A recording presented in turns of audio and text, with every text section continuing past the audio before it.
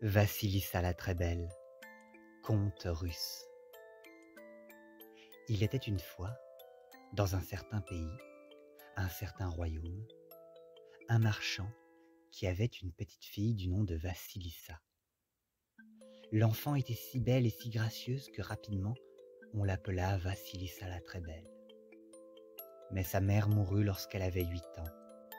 Mais avant de mourir, la mère demanda à sa fille de venir auprès d'elle et elle lui donna une poupée. Écoute-moi bien, petite Vassilissa. Retiens ce que je vais te dire. Garde avec toi cette poupée et ne la montre à personne. Si tu as du chagrin, si on te veut du mal, cette poupée sera là pour t'aider. C'est à elle que tu pourras te confier. Mais n'oublie pas de lui donner à manger et elle viendra toujours à ton secours. La mère embrassa sa fille, la bénit et elle mourut. Son mari d'abord la pleura, la regretta et bientôt il songea à se remarier et décida de prendre, pensant bien faire, une femme veuve comme lui et qui avait 2 filles du même âge que Vassilissa. Hélas pour Vassilissa, la nouvelle épouse fut tout le contraire d'une bonne mère. Elle ne lui fit que des misères, car Vassilissa était la plus belle fille du village. La marâtre et ses filles en étaient jalouses, et cette jalousie leur donnait le teint jaune et la peau desséchée. Alors, elles se mirent en tête de faire noircir et enlaidir Vassilissa en l'accablant des travaux les plus rudes, les plus ardus. « Nettoie la maison, prépare le souper et coupe le bois !» lui ordonnait la marâtre. Mais Vassilissa venait à bout de toutes ses tâches et gardait son teint rose, ses lèvres vermeilles. La marâtre et ses filles en crevaient de dépit. Vassilissa, il faut le dire, était aidée par sa poupée. Pour lui donner à manger, elle se privait elle-même des morceaux les plus tendres qu'elle allait porter dans sa chambre lorsque tout le monde dormait. Mange ma poupée, mange mon aimé. Écoute mon chagrin, vois comme ma marâtre est méchante avec moi, et mes demi-sœurs aussi. Je n'ai à cause d'elle ni vie, ni répit. Et la poupée, chaque fois après avoir mangé, consolait Vassilissa, la rassurait de 1000 façons. Et à chaque fois le travail était fait. En un instant, l'eau était puisée, les choux arrosés, le feu allumé. Et pendant ce temps-là, Vassilissa se reposait au pied d'un arbre et gardait ses joues fraîches et sa bonne humeur.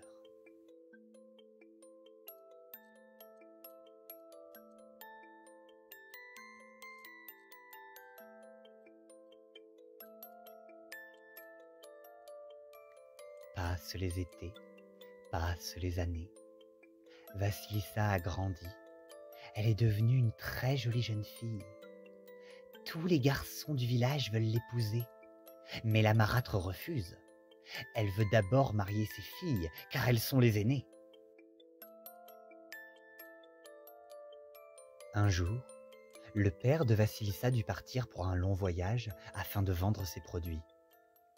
La marâtre en profita pour changer de maison et alla s'installer juste en lisière de la forêt profonde. Car dans cette forêt-là se trouvait une clairière, et dans cette clairière vivait une vieille sorcière du nom de Baba Yaga. Baba Yaga était son nom. Elle habitait dans une isba nichée sur des pattes de poule. Personne n'osait s'en approcher, parce que ceux qui avaient le malheur de croiser son chemin, elle les croquait comme des poulets et n'en faisait qu'une bouchée. Et justement, la marâtre envoyait Vassilissa au cœur de la forêt pour cueillir des champignons, ramasser du bois, en espérant qu'elle fasse la rencontre de la sorcière. Mais grâce à sa poupée, Vassilissa arrivait toujours à trouver le bon chemin qui la ramenait à la maison. Lorsque vint l'automne, la marâtre en eut assez.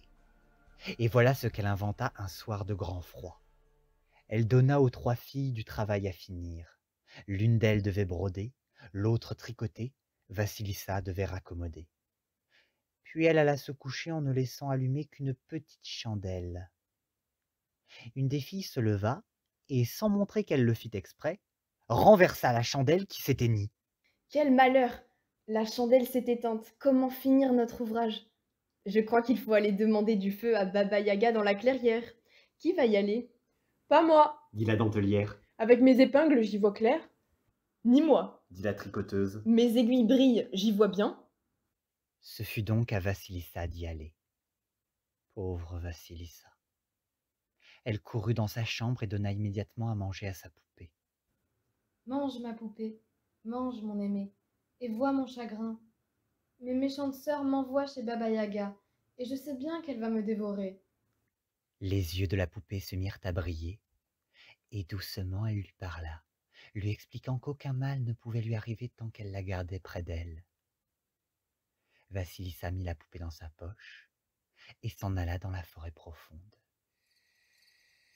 Elle avance, elle avance, elle avance en tremblant lorsque soudain, elle voit passer devant elle un cavalier blanc, cheval blanc, armure blanc et tout de blanc vêtu, et voici qu'aussitôt le jour se lève.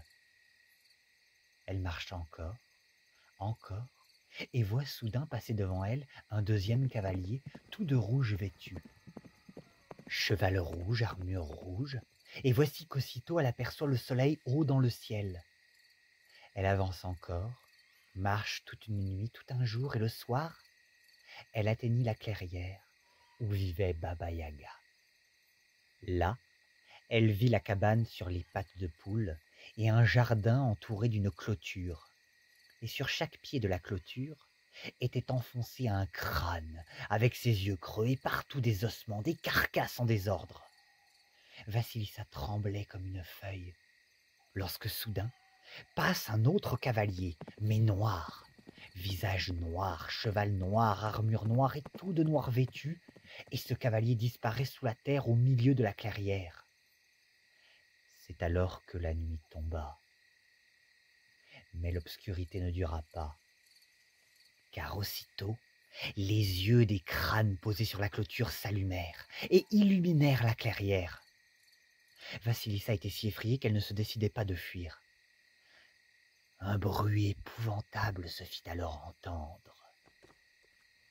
Ce sont les arbres qui craquent, les feuilles qui se froissent.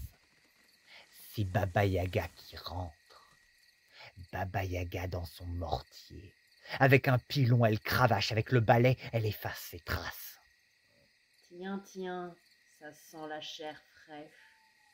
Qui est là? C'est moi, sorcière. Les filles de ma marâtre m'envoient pour te demander du feu.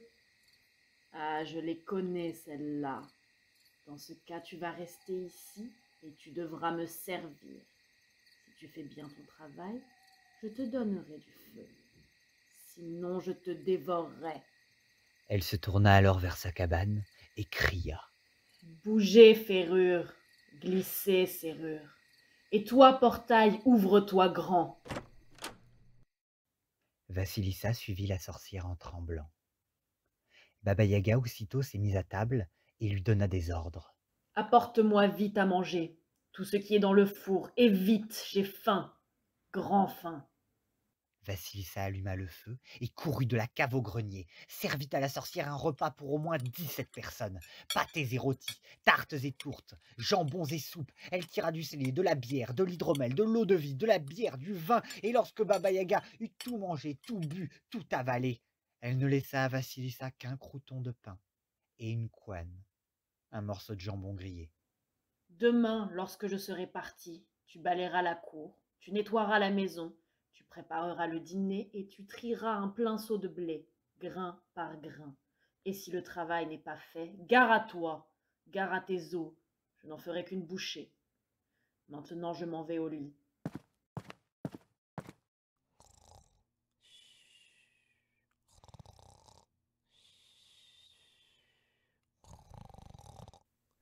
Dès que la sorcière fut endormie, Vassilissa courut donner à la poupée le maigre dîner qui lui restait, la croûte et la couenne. Mange, ma poupée, mange, mon aimé, et entends mon chagrin. Si je n'arrive pas à faire tout ce travail, la sorcière va me manger. Ne crains rien, Vassilissa. Mange et va te coucher. Dors tranquillement, sans te soucier.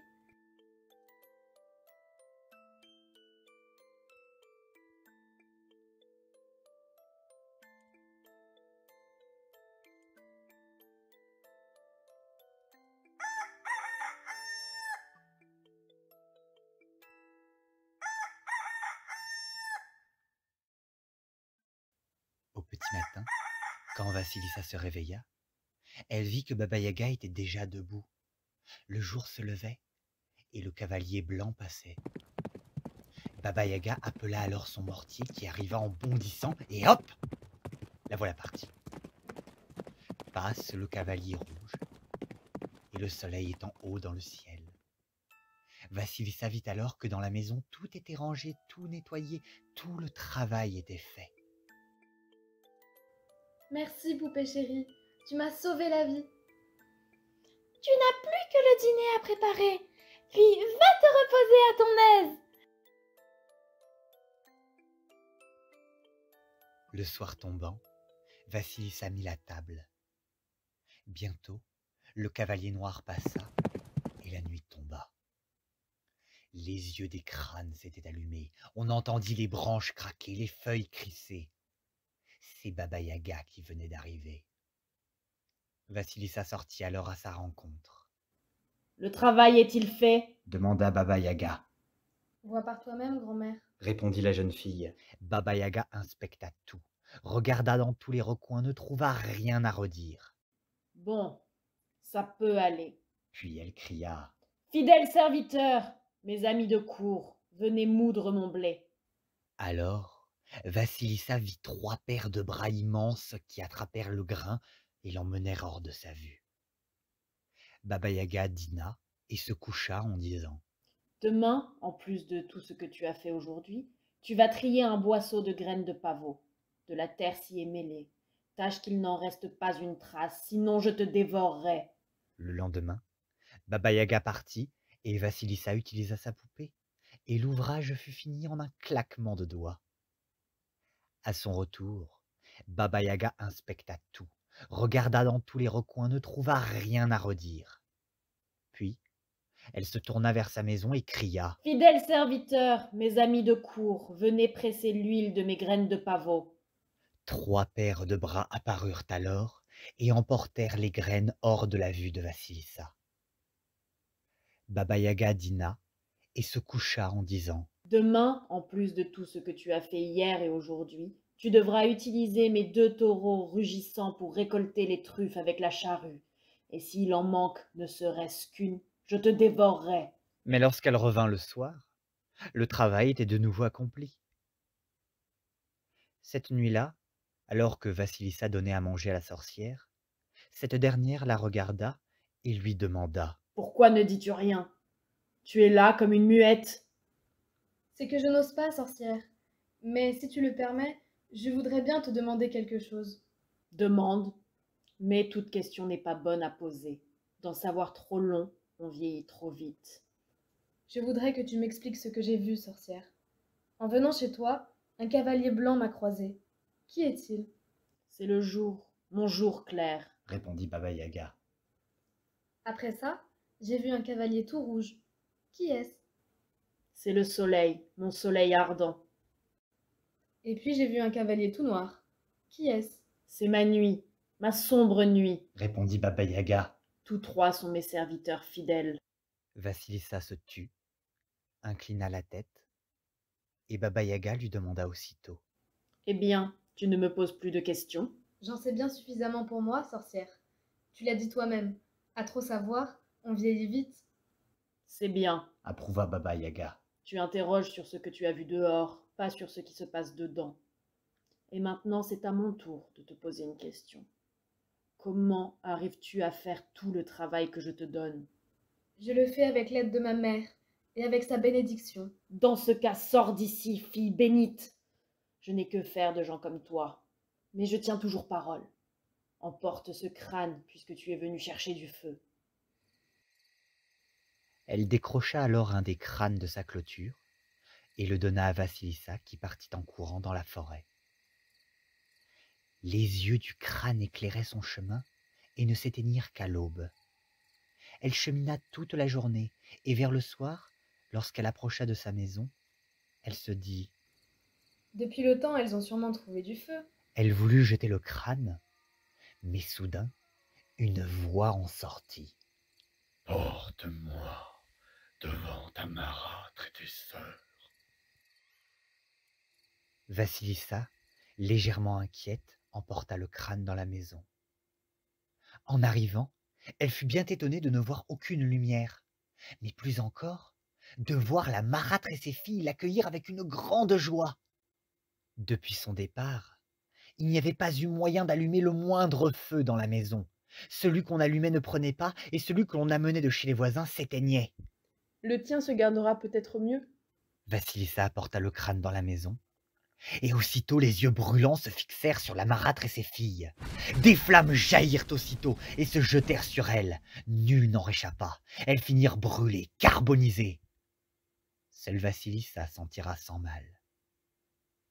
Au petit matin, Vassilissa enterra le crâne et s'occupa de la maison dès lors, en attendant le retour de son père. Lorsque ce dernier revint, elle lui raconta toute l'histoire. Et depuis, Vassilissa vécut heureuse auprès de son père, gardant toujours près d'elle la petite poupée dans sa poche, pour ne plus jamais avoir besoin de se rendre dans la clairière pour demander du feu à la Baba Yaga.